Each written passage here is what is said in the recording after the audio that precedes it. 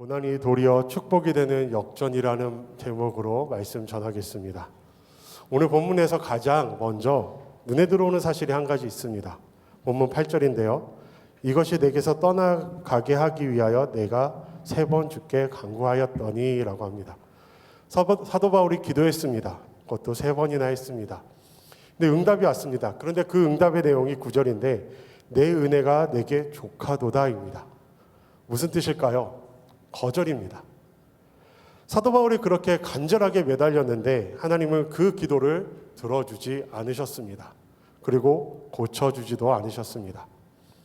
이번 예배에 나오신 성도님들에게 질문 드리고 싶습니다. 기도했는데 응답이 없을 때 어떻게 하십니까? 기도했는데 하나님이 아니야 라고 하시는 것 같을 때 우리 성도님들의 믿음은 어디로 향하고 계십니까? 응답이 없으면 의심이 생깁니다. 그리고 기도의 자리가 조금씩 좁아집니다. 그것이 우리의 솔직한 모습입니다. 사도 바울이 지금 그 자리에 있었습니다. 그런데 사도 바울은 달랐습니다.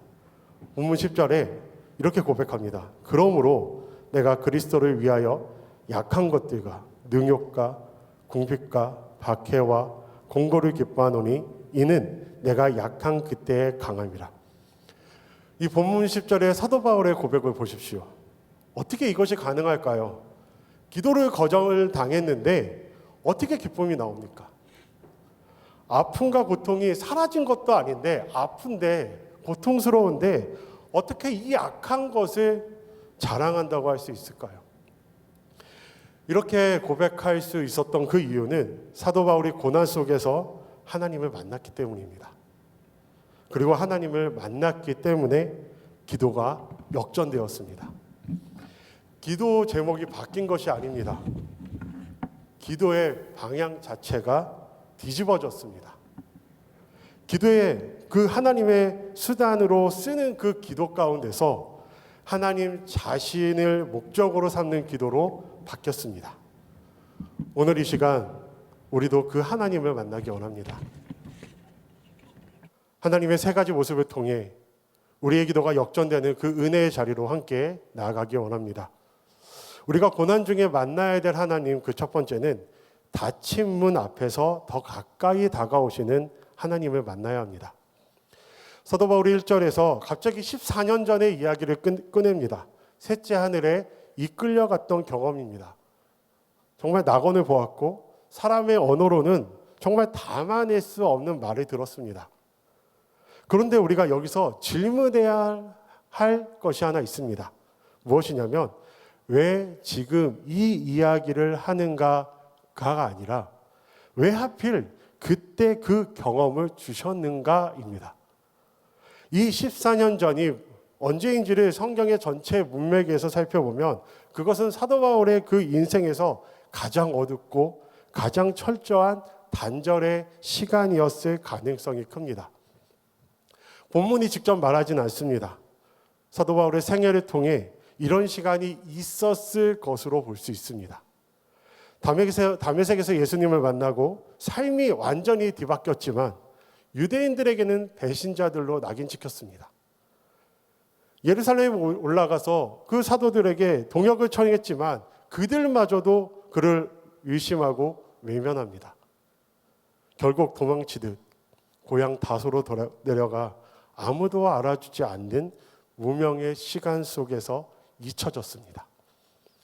사도행전 9장에서 11장 사이 어딘가 성경이 사도 바울의 그 이름을 정말 잠시 기록조차 하지 않는 그 침묵의 시간 속에서입니다.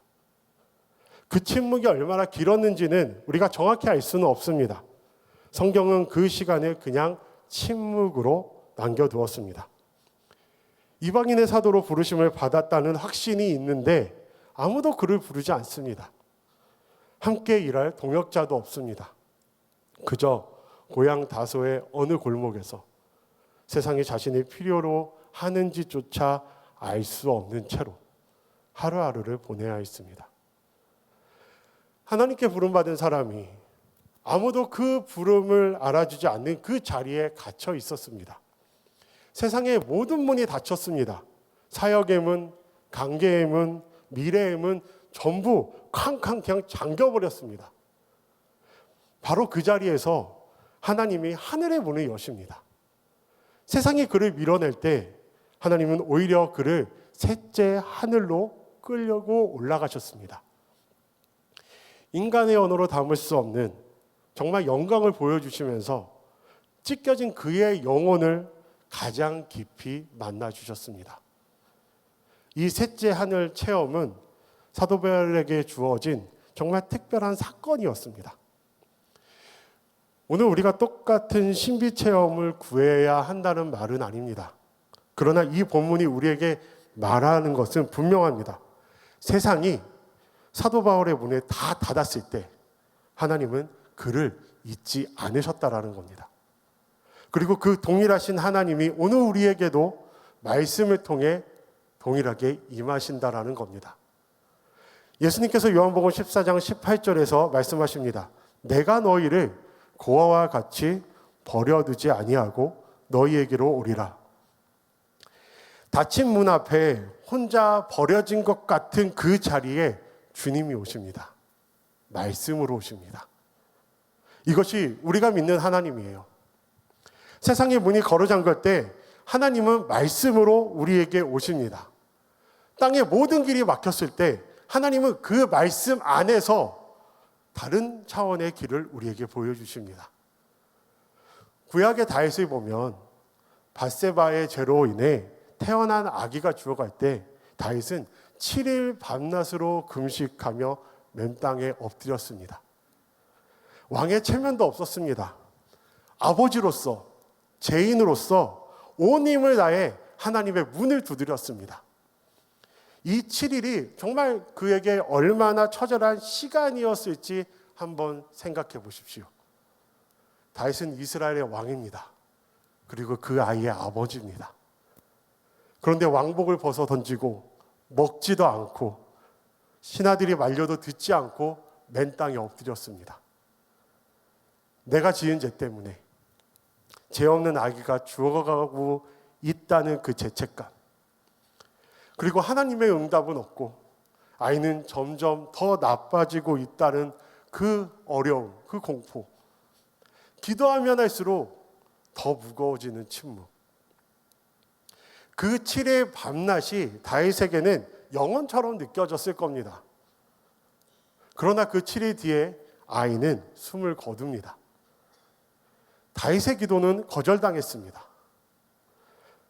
그때 다윗이 어떻게 했는지 아시나요? 우리 사무엘하 12장 20절인데 함께 읽겠습니다. 함께 읽겠습니다. 다윗이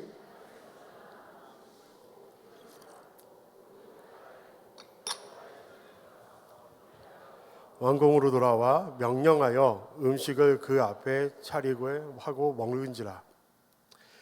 기도가 거절당한 그 자리에서 다윗은 경배를 드렸습니다. 이게 무슨 의미일까요? 하나님, 당신의 결정이 내 기도의 결과가 달라도 나는 여전히 당신이 선하신 분임을 믿습니다라는 고백입니다. 신하들은 이해하지 못했습니다. 아니, 이 본문을 읽은 우리들도 이해하지 못합니다. 아버지가 아이가 살아있을 때는 그토록 울고 금식했는데 정작 죽었다는 그 소식을 듣고 일어나서 밥을 먹는다는 것은 납득이 안 되죠. 상상 못합니다. 그런데 다윗의 대답이 무엇이냐면 사무엘하 12장 22절 23절에 이렇게 얘기합니다. 이르되 아기가 살아있을 때에 내가 금식하고 운 것은 혹시 여호와께서 나를 불쌍히 여기사 아이를 살려주실는지 누가 알까 생각함이거니와 지금은 죽었으니 내가 어찌 금식하랴. 내가 다시 돌아오게 할 수 있느냐? 나는 그에게로 가려니와 그는 내게로 돌아오지 아니하리라 하니라. 이게 다윗의 고백입니다. 다윗이 결과가 달라졌다고 하나님을 원망한 것이 아닙니다. 기도가 거절당했다고 해서 하나님 앞을 떠나지도 않습니다. 오히려 그 무너진 자리에서 다시 하나님 앞에 나갔습니다. 그런데 여기서 정말 중요한 것을 놓치시면 안 됩니다. 기도가요, 거절당한 그 자리가 버려진 자리가 아니라는 사실입니다. 하나님은 오히려 그 무너진 자리, 그 자리를 떠나시지 않으신다라는 겁니다. 오히려 그 자리 한가운데로 가장 먼저, 가장 가까이, 가장 바싹 다가오신다라는 겁니다. 그리고 하나님은 그 무너진 자리에서 다윗과 밧세바 사이에 새 생명을 허락하셨습니다.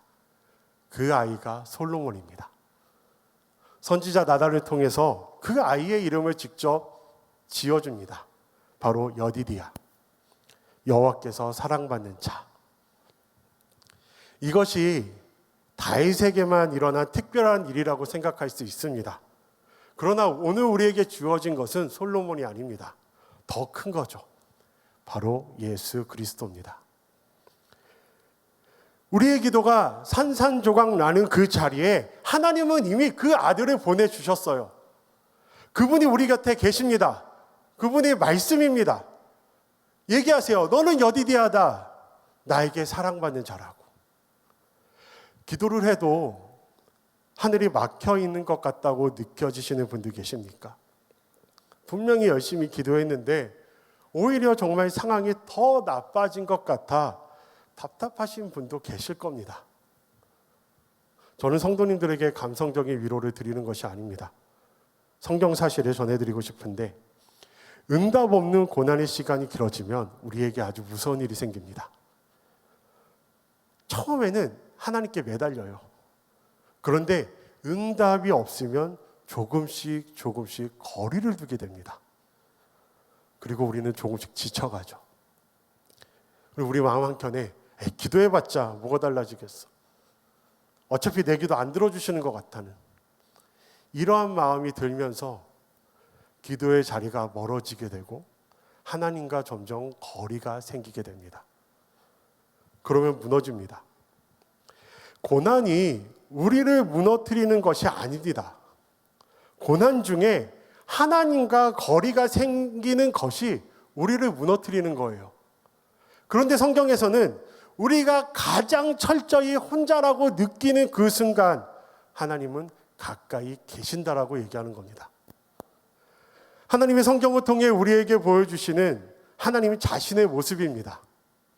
사도 바울이 가장 어두운 시간에 셋째 하늘을 보여주신 하나님, 다윗의 기도가 거절당한 그 자리에서 여디디아를 주신 그 하나님, 그 하나님은 지금도 변하지 않는다라는 겁니다. 오늘 우리가 닫힌 문 앞에서도 그 하나님은 이미 와 계십니다. 오히려 그 닫힌 문 앞이 하나님께 나를 가장 깊이 만나는 자리가 될 수 있습니다. 열리지 않는 문만 바라보고 주저앉지 마세요. 그 문 앞에는 가장 가까이 계시는 그 하나님을 바라봐야 된다는 겁니다. 닫힌 문 앞에서 하나님을 만날 때 기도가 바뀝니다. 닫힌 문이 열리기를 구하는 그 기도가 닫힌 문 앞에서 하나님 자신을 구하는 기도로 바뀝니다. 하나님 이 문 열어달라고, 빨리 열어달라고 해서 하나님 이 닫힌 문 앞에서 하나님 만나게 해주세요로 문이 열리지 않아도 하나님이 함께 하신다는 것을 알 때 기도의 목적 자체가 달라진다라는 것입니다. 두 번째는요, 나를 다듬어 가시는 하나님의 그 손을 신뢰해야 됩니다. 우리가 고난 중에 반드시 만나야 될 하나님은 나를 나보다 더 잘 아시고 내게 무엇이 최선인지를 가장 잘 아시며 그 지식으로 나를 다듬어 가시는 하나님입니다. 오늘 본문 7절에 여러 계시를 받는 것이 지극히 크므로 너무 자만하지 않게 하시려고 내 육체의 가시 곧 사탄의 사자를 주셨으니 이는 나를 쳐서 너무 자만하지 않게 하려 하심이라. 이 가시라는 단어가 손톱 밑에 박히는 작은 가시가 아닙니다. 뾰족하고 날카로운 큰 가시 혹은 말뚝을 뜻하는 단어입니다. 그것이 몸 안에 지금 박혀 있다라는 겁니다. 그것도 사탄의 사자가 치는 것 같이 아프다고 묘사합니다. 견딜 수 없는 고통입니다. 바울이 3번 기도했습니다. 그런데 하나님이 고쳐주지 않으세요. 그 이유를 하나님께서 직접 이야기하십니다. 너무 자만하지 않게 하려 하심이라. 여기서 우리는 아주 중요한 질문을 만납니다. 하나님이 능력이 없어서 고쳐주지 않은 걸까요? 아니죠. 하나님이 사도 바울의 기도를 듣지 못해서일까요? 아닙니다. 하나님이 사도 바울을 사랑하지 않아서일까요? 절대 아니죠. 그 사랑의 증거는 이미 십자가에서 확정되었기 때문에 자기 아들을 아끼지 않고 내어주신 하나님이 사도 바울을 버릴 리 없습니다. 고쳐주지 않은 것은 사랑이 없어서가 아니라 그 사랑이 사도 바울에게 무엇이 가장 필요한지를 정확히 알고 계셨기 때문입니다. 하나님은 사도 바울이 앞으로 감당해야 할 그 사명의 길이 얼마나 험난한지 다 알고 계셨습니다. 얼마나 많은 매를 받고 얼마나 많이 굶주리고 얼마나 많이 배신당해야 했는지 아십니다. 그 모든 고난의 길에서 사도 바울의 그 영혼이 가장 위험한 것이 무엇인지도 아셨습니다. 그것이 교만입니다. 셋째, 하늘의 영광을 보고 온 사람 안에 생겨날 수 있는 영적 자만심입니다. 그래서 하나님은 사도 바울이 그 교만으로 쓰러지지 않도록 평생 몸에 가시를 안고 살게 하신 겁니다. 이것이 버림이 아니라 정말 사랑의 징계입니다. 이것은요, 방치가 아니라 나를 더 온전하게 세우시려는 하나님의 깊은 뜻입니다. 예레미야 18장에서요, 하나님이 선지자 예레미야를 토기장이의 집으로 보내시는 장면이 나옵니다. 토기장이가 흙으로 그릇을 만들다가 마음에 들지 않으면 다시 뭉쳐서 새로운 그릇을 만드는 장면을 보여주십니다. 그리고 하나님이 말씀하세요. 예레미야 18장 6절에 여호와의 말씀이니라 이스라엘 족속아 이 토기장이가 하는 것 같이 내가 능히 너희에게 행하지 못하겠느냐. 이스라엘 족속아 진흙이 토기장이의 손에 있음 같이 너희가 내 손에 있느니라. 아멘. 토기장이는 흙을 미워해서 다시 뭉치지 않습니다. 그 흙으로 더 좋은 그릇을 만들기 위해서 다시 손에 쥐는 거죠. 하나님이 우리의 삶을 아프시게 할 때 그것은 버리시는 것이 아니라 더 귀하게 쓰시려고 손에 쥐는 것입니다. 하지만 이것을 받아들이기 위해서는 우리가 2가지를 인정해야 합니다. 먼저는 하나님이 나를 나보다 더 잘 아신다라는 사실입니다. 우리는 이렇게 기도할 때가 있습니다.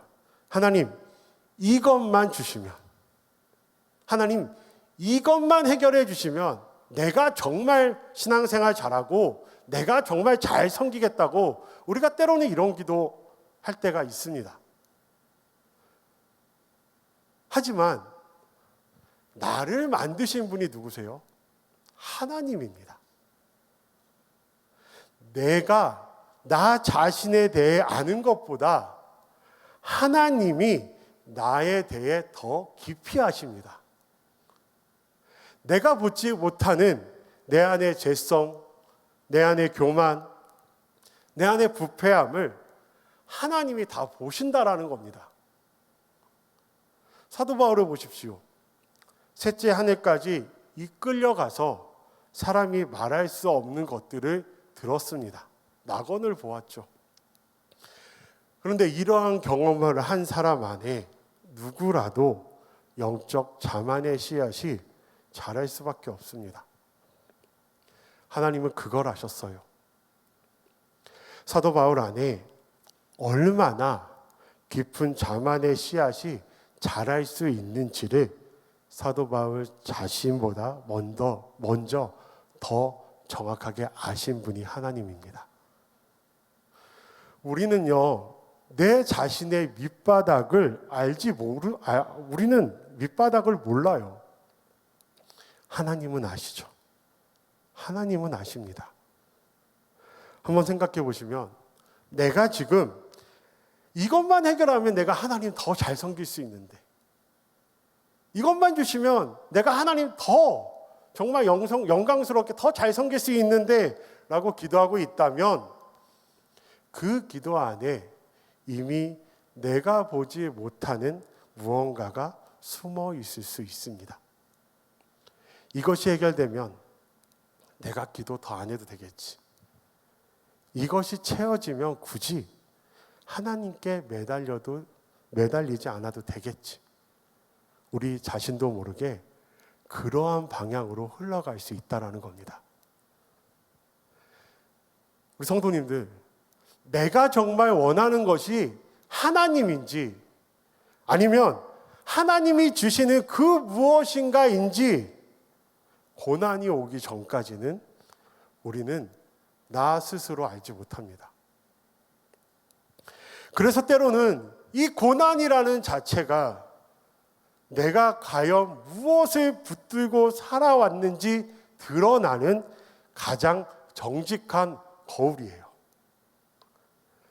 내가 하는 일, 내가 중요하게 여기는 것, 내 자녀, 내 직장, 내 건강, 내 관계, 돈, 잃고 나면, 무너지고 나면 내가 하나님보다 더 신뢰한 것이 무엇인지, 더 의지했던 것이 무엇인지, 하나님보다 내가 사람들에게 더 기대고 있다라는 것을 우리는 알게 되고 우리는 보게 됩니다.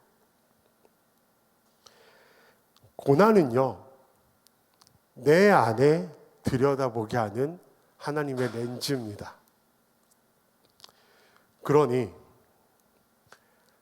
하나님이 내 기도를 들어주지 않으실 때 우리가 먼저 여쭤야 할 것이 있습니다.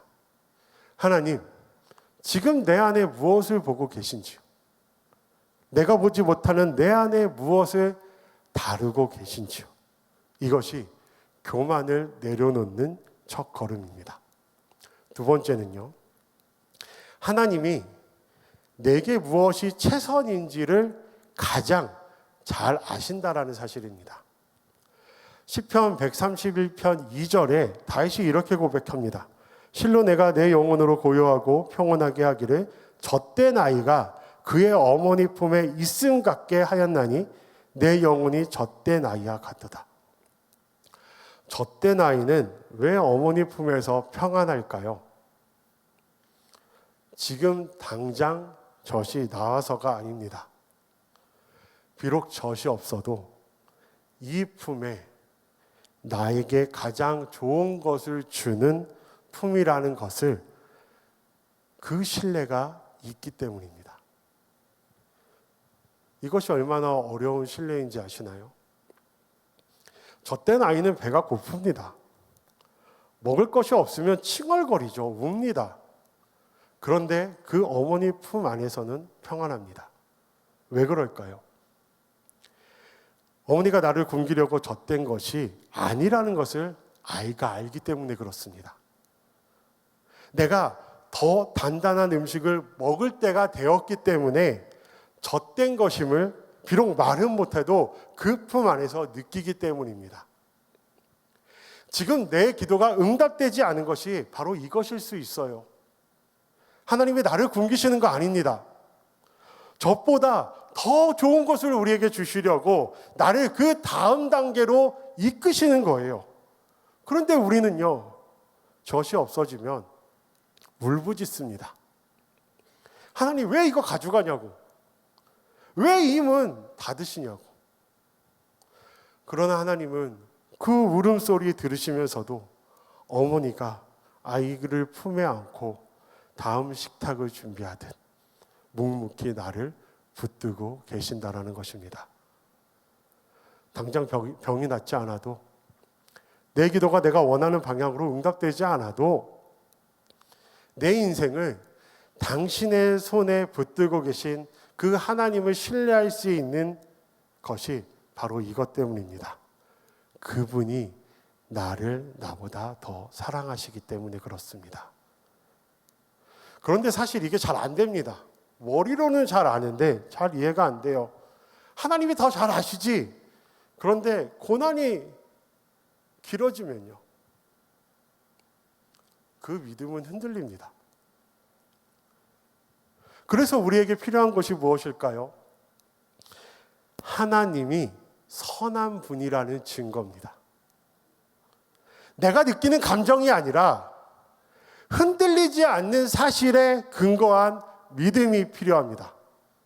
그 증거가 어디 있을까요? 바로 십자가입니다. 하나님은 이미 당신이 가진 것 중에 가장 소중한 것을 내어주셨습니다. 독생자 예수 그리스도를요. 그 아들이 십자가에서 살이 찢기고 피를 흘리시는 것을 지켜보시는 하나님이었습니다. 그분이 내게 나쁜 것을 주실 리 없습니다. 그 사랑이 지금 우리의 고난 앞에서 흔들릴 리 없어요. 하나님이 내 기도에 아니야 라고 하실 때는 그것은 나를 외면하는 것이 아닙니다. 내가 지금 보지 못하는 하나님의 더 깊은 뜻이 그 안에 있기 때문입니다. 그것을 믿는 것이 신앙입니다. 그것을 믿을 때 비로소 젖된 아이가 어머니 품에서 평안하듯 응답 없는 기도 앞에서 우리가 무너지지 않을 수 있어요. 반복해서 같은 문제 가운데 문제 앞에 넘어지시는 분 계십니까? 자꾸만 같은 자리에서 무릎 꿇게 되시는 분 계십니까? 그것은 하나님이 그 자리에서 하나님의 영혼 속 깊은 무언가를 다루고 계신 것일 수 있습니다. 지금 내 삶이 내가 원하는 방향과 완전히 다르게 흘러가고 있으신지요? 분명히 하나님의 인도하심에 따라 왔다고 생각했는데 결과는 너무 다르셨나요? 내가 뭐 잘못한 건가? 내가 길을 잘못 든 건가? 혹시 이런 생각으로 잠 못 이루고 계시지 않습니까? 저는 그 자리가 얼마나 무겁고 외로운지 압니다. 하나님을 원망하고 싶지 않은데 원망이 올라와요. 기도를 놓치고 놓고 싶지 않은데 기도할 힘이 없어요. 믿음을 지키고 싶은데 무엇을 붙들어야 할지 막막할 때가 있죠. 그래서 그 막막한 자리에서 드려야 될 기도가 있습니다. 길고 유청한 기도가 아닙니다. 진실한 고백입니다. 이거 하나면 됩니다. 하나님, 저는 모르겠다고. 왜 이렇게 되었는지 저는 알지 못하지만 하지만 주님은 다 아신다고. 나보다 나를 더 잘 아시는 그 주님의 손에 내 삶을 온전히 맡겨드린다고. 이것은 항복입니다. 결코 패배가 아닙니다. 나를 빚으시는 토기장이 손에 나 자신을 내어드린 겁니다. 비록 지금은 그 손길이 나를 아프게 다루는 것 같아도 나를 버리시는 것이 아니라 나를 더 아름다운 그릇으로 만들기 위해서, 더 좋은 그릇으로 만들기 위해서 손에 쥐고 계신다는 것을 믿는 겁니다. 나를 다듬으시는 그 하나님을 정말 선하심을 신뢰하게 될 때 비로소 기도가 역전됩니다. 상황을 바꿔달라는 떼쓰는 기도가 상황을 통해 나를 다듬어 주세요라는 기도로 바뀝니다. 내 뜻을 관철시키려는 그 고집스러운 기도에서 이제는 하나님 손에 나를 온전히 내어드리는 기도로 바뀝니다. 우리가 어떻게 이 무거운 짐을 다 내려놓을 수 있을까요?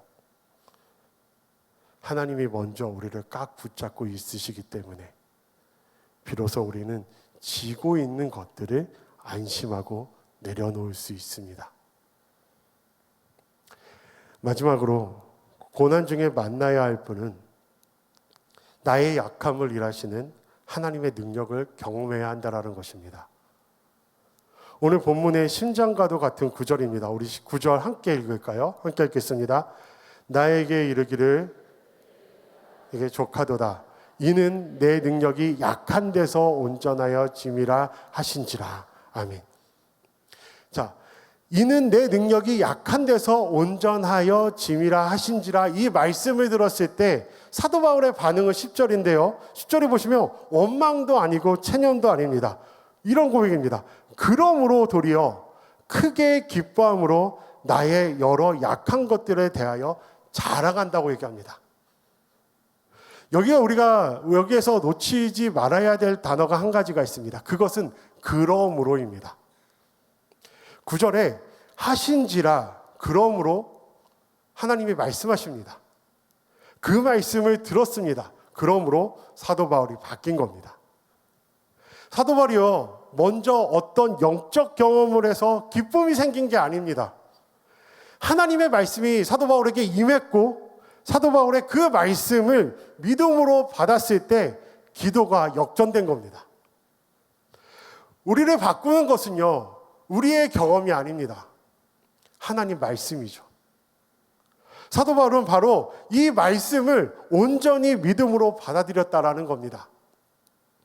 하나님께서 우리 삶에 어떻게 일하시는지 그 놀라운 방식을 말씀 안에서 비로소 깨달은 겁니다. 우리가 하나님을 우리가 가진 강함을 통해서 일하시는 것을 그리 즐거워하지 않으세요. 왜 그럴까요? 왜 즐거워하지 않으실까요? 우리가 스스로 강하게 여길 때 우리는 은연중에 그 결과를 내 공로로 내 영광으로 가져갑니다. 가져가요. 그러나 내 힘이 다 빠져버린 약할 때는 다르죠. 그 연약함 속에서 열매가 맺어질 때 우리 중 그 누구도 그 결과를 내 힘으로 이루었다고 말할 수 없습니다. 오직 하나님의 능력만이 드러나기 때문입니다. 자, 그렇다면 어떻게 내 약함이 하나님의 능력의 통로가 될까요? 9절이 그 원리를 얘기해주고 있는데 9절에 이는 그리스도의 능력이 내게 머물게 하려 함이라 라고 합니다. 여기서 머물다는 이제 헬라어 원어의 뜻을 보면 장막을 치고 그 위에 덮는다라는 겁니다. 자, 구약에서 하나님의 영광이 성막 위에 임재하시던 그 장면을 떠올리게 됩니다. 하나님의 영광이 그 성막 위에 임할 때 어떤 일이 일어났나요? 모세조차 그 빛 앞에 들어가지 못했습니다. 그런데 사도 바울은 지금 이 말씀을 듣고 있습니다. 내 약함 위에 그리스도의 능력이 장막처럼 덮인다고. 여기서 우리가 이해해야 할 것이 있습니다. 왜 강할 때는 이 능력이 임하지 않을까요? 내가 강할 때는 내 힘이 이미 그 자리를 차지하고 있기 때문에 내가 무언가를 할 수 있다고 느낄 때, 내가 방법을 안다고 느낄 때, 내가 충분하다고 느낄 때, 그때 나는 하나님의 능력이 필요 없는 사람처럼 행동하게 됩니다. 기도가 얇아져요. 말씀도 형식이 됩니다. 하나님이 필요한 것이 아니라 하나님을 장식으로 두는 삶이 됩니다. 그런데 내 힘이 다 빠지고 내 방법이 다 막히고 내 한계가 드러나는 그 순간 비로소 내 안에 공간이 생깁니다. 내가 낮아지는 그 자리에 하나님이 높아지십니다. 그리고 내가 약해지는 그 자리에 하나님의 능력이 머뭅니다. 이것이 하나님의 일하심입니다. 그리고 이것이 사도 바울이 깨달은 겁니다. 사도 바울의 가시가 사라진 것 아닙니다. 사도 바울이 여전히 아팠고 고통스러웠습니다. 그런데 그 아픔 위에 그리스도의 능력이 장막처럼 덮였습니다. 그래서 사도 바울은 아프면서도 고통스러운데도 기뻐할 수 있었어요. 약하면서도 강할 수 있었습니다. 고난 중에도 무너지지 않을 수 있었어요. 이 진리가 가장 선명하게 드러나는 자리가 어디일까요? 바로 예수님의 눈물이 배어있는 겟세마네입니다. 마태복음 26장 39절인데 우리 다 같이 한 목소리를 함께 읽어보겠습니다. 함께 읽겠습니다. 조금 나아가사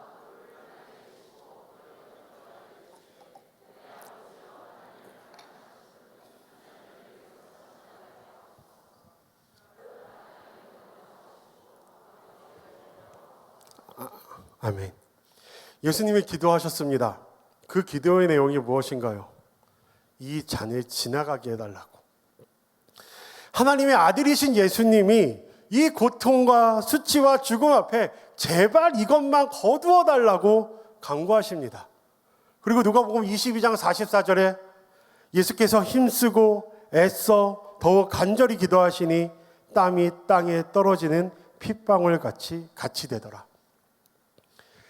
핏방울 같이 떨어지는 땀입니다. 성경은 예수님의 그 고난의 잔을 얼마나 피하고 싶으셨는지 그 아프고 두려운 마음을 결코 숨기지 않았습니다. 그런데 그 솔직하고 처절했던 기도가 마지막에 어떻게 끝나나요?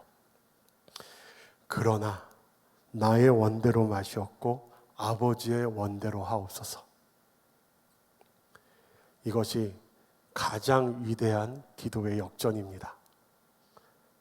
이 고통 제발 치워달라고 하는 이 부르짖음이 나를 향한 아버지의 선하신 뜻에 나를 온전히 맡깁니다로 바뀌는 순간입니다. 그리고 마침내 그 내어 맡김의 기도가 영광스럽게 완성된 자리가 바로 십자가입니다. 예수님의 십자가를 한번 깊이 생각해 보십시오. 세상의 기준으로 본다면 철저한 패배입니다. 수치고요. 그야말로 약함의 극치입니다. 벌거벗은 채 나무에 매달리셨습니다.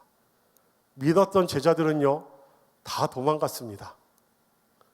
군인들은요, 십자가 밑에서 조롱합니다. 내가 하나님의 아들이라면 거기서 한번 내려오라고. 하나님은 그 가장 약하고 수치스러운 그 자리에 온 인류를 구원하시는 가장 강력한 역사를 이루어 내셨습니다. 예수님께서 십자가 위에서 외치신 다 이루었다라고 하신 말씀은 힘이 없이 죽어가는 패배의 선언이 아닙니다. 그것은 온 우주를 향한 위대한 완성의 선언입니다.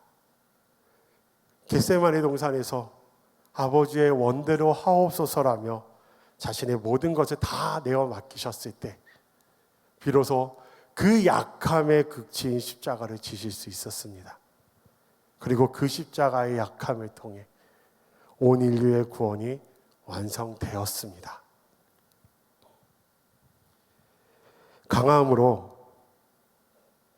강함을 이기는 것은 세상의 방식입니다. 그러나 약함으로 가장 강함을 이끌어내는 것, 그것이 바로 하나님의 방식입니다. 우리의 기도가 하나님의 뜻으로 역전될 때 비로소 내 삶에 하나님의 능력이 시작된다라는 겁니다. 지금 가장 숨기고 싶은 약점은 무엇인가요? 가장 지우고 싶은 상처가 무엇입니까? 남들에게 들킬까 봐 가장 부끄럽게 여기는 내 삶의 한계는 무엇인지요? 세상은요, 자꾸 그것을 감추라고 합니다. 숨기라고 얘기합니다. 근데 심지어 교회조차도 우리는 강한 척, 믿음 좋은 척 해야 한다고 무거운 그 압박감을 스스로 만들어내면서 아파할 때가 너무나 많습니다. 그러나 복음은 정반대입니다. 우리가 약함을 꽁꽁 숨기려 할 때 놀랍게도 하나님 능력 역시 함께 감춰져 버립니다. 반대로 그 부끄러운 약함을 있는 그대로 꺼내어 주님께 올려드릴 때 비로소 그 그리스도의 능력이 내 삶에 머물게 됩니다. 9절 말씀이 바로 그 약속입니다. 이는 그리스도의 능력이 내게 머물게 하려 함이라. 사랑하는 성도 여러분, 지금 손에 쥐고 있는 그 고통스러운 고난의 잔을 더 이상 감추지 마세요. 예수님께서 겟세마네 동산에서 그 두려운 잔을 그대로 아버지께 들고 나가셨듯이 있는 모습 그대로 아버지 앞에 들고 나가세요. 오늘 이 밤 우리 입술에서 이런 기도가 나오길 소망합니다. 하나님, 내 약함을 빨리 없애주세요라는 기도가 아니라, 하나님, 나의 이 부끄러운 약함을 통해 크고 놀라운 주님의 강함을 보여달라고. 이 위대한 기도의 역전이 우리 모두에게 임하기를 간절히 소망합니다. 말씀 뵙겠습니다. 사도 바울이 달라진 것은요, 상황이 아닙니다. 상황이 아니에요. 기도가 달라진 겁니다. 물론 이 고백이 쉽지 않다는 것을 너무나 잘 알아요. 아픈 가시가 그대로 박혀 있는데 어떻게 기뻐해요? 문이 여전히 닫혀 있는데 어떻게 찬양할까요? 눈물이 마르지 않는데 어떻게 감사할 수 있을까요? 그러나 사도 바울이 그 고통 속에서 위대한 고백에 이를 수 있었는지를 오늘 우리는 알게 되었습니다. 닫힌 문 앞에서 가장 가까이 다가오시는 하나님을 만났을 때 기도가 바뀌었어요. 나를 다듬으시는 하나님의 선하신 말씀 안에서 신뢰하게 되었을 때 기도가 바뀌었습니다. 내 약함 위에 장막처럼 덮으시는 그리스의 능력을 붙들었을 때 기도가 바뀌었어요. 하나님, 이 문 열어주세요 해서, 하나님, 이 닫힌 문 앞에 당신을 만나게 해달라고. 하나님, 이 상황을 바꿔주세요 해서, 하나님, 이 상황을 통해 나를 다듬어 달라고. 하나님, 내 약함을 없애주세요 해서, 하나님, 내 약함을 통해 당신의 강함을 보이소서라고. 이것이 역전입니다. 상황의 역전이 아닙니다. 기도의 역전입니다. 하나님의 고난을 통해 우리를 기도를 역전시키실 때 고난은 도리어 우리의 삶의 가장 큰 축복이 된다는 것입니다. 지금 여러분의 손에 무엇이 들고 있으십니까? 아무도 알아주지 않는 상처가 들려 있으십니까? 아니면 너무나 오래되어 말라버린 눈물이 들려 있으세요? 아무에게도 들키고 싶지 않은 부끄러운 한계가 손에 들려 계십니까? 혹시 도저히 마시고 싶지 않은 그 잔이 나의 손에 들려 계십니까? 예수님도 그 잔 앞에서 지나가게 해달라고 기도하셨습니다. 그 기도가 잘못됐다라는 게 아닙니다. 솔직한 기도죠.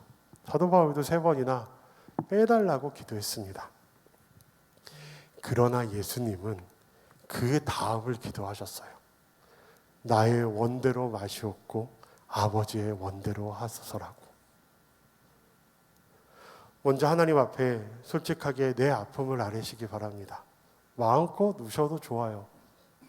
그리고 그 다음 아버지의 원대로 하옵소서라고 고백하십시오. 그것이 항복입니다. 결코 패배가 아닙니다.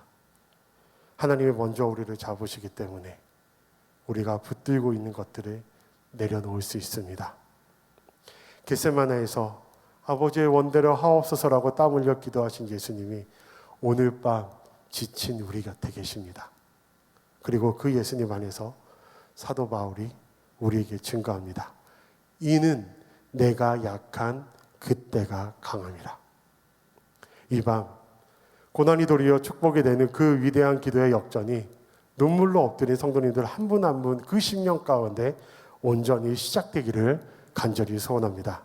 말씀을 주신 하나님께 영광의 박수 올려드리겠습니다. 우리 함께 찬양하겠습니다.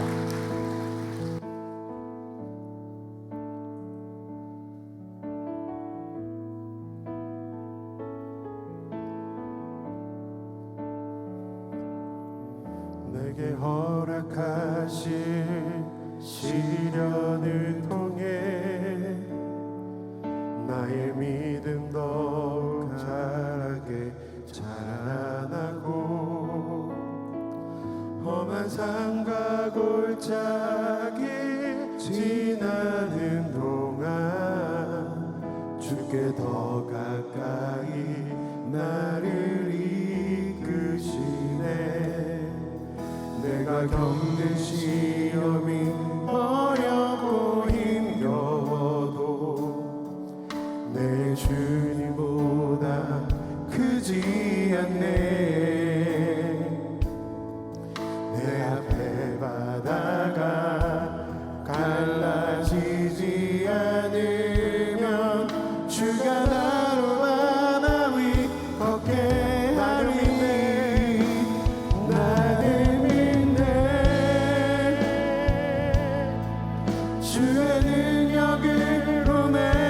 새롭게 되리 나는 믿네.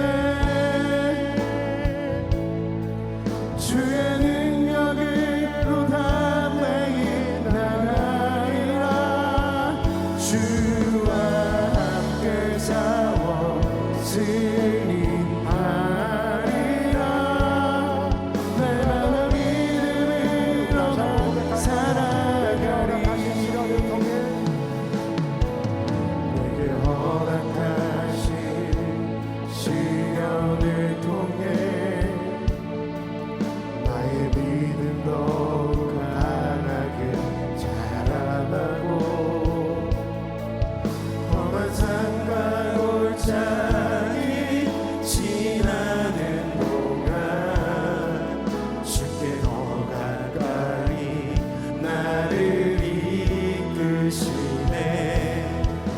내가 겪는 시험이 어렵고 힘겨워도 내 주님보다 크지 않네. 내 앞에 바다가 갈라지지 않으면 주가 나로 바다 위 걷게 하리. 나는 믿네. 주의 능력으로 내 삶 새롭게 되리 나는 믿네. 주의 능력으로 담대히 나가리라. 주와 함께 싸웠으니 하리라. 날마다 믿음으로 살아 나를 믿네. 나를 믿네. 주의 능력으로 내 삶 새롭게 되리 나를 믿네. 주의 능력으로 담대히 나가리라. 주와 함께 싸웠으니 하리라. 날마다 믿음으로 살아가리. 너 기도해 멈추지 마. 내가 너의 모든 삶을 바로 역전시키리. 너 기도해 멈추지 마. 내가 잠시도 쉬지 않고 모든 것 지켜보고 있으리. 내 기도를 멈추지 마. 내가 너의 모든 사랑을 바로 역전시키리. 내 기도를